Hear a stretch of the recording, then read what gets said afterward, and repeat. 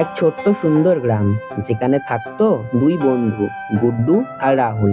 গুড্ডু ছিল খুবই কৌতূহলী আর রাহুল একটু বেশিই ভীতু, কিন্তু সে খুবই বুদ্ধিমান ছিল। একদিন তারা দুজন জানতে পারলো গ্রামের পাশের পাহাড়ে গুহার মধ্যে বাস করত, এবং সে মাঝে মধ্যে নাকি গ্রামে এসে গ্রামের ফসল নষ্ট করে দিত।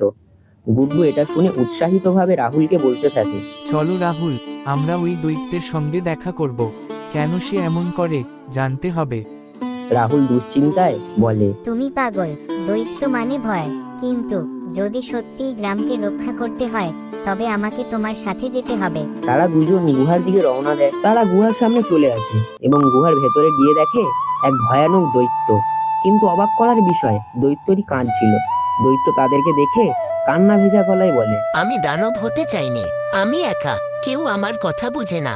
আমি শুধু চাই কেউ আমার বন্ধু হোক। ঠিক সেই সময় গ্রামের পুরোহিত চলে আসে সেইখানে। তিনি ছিলেন শান্ত, জ্ঞানী এবং সবার শ্রদ্ধেয়। পুরোহিত মৃদু কণ্ঠে বলে, ভীমর, তুমি যদি বন্ধু চাও তবে ভয় নয়, বিশ্বাস করো।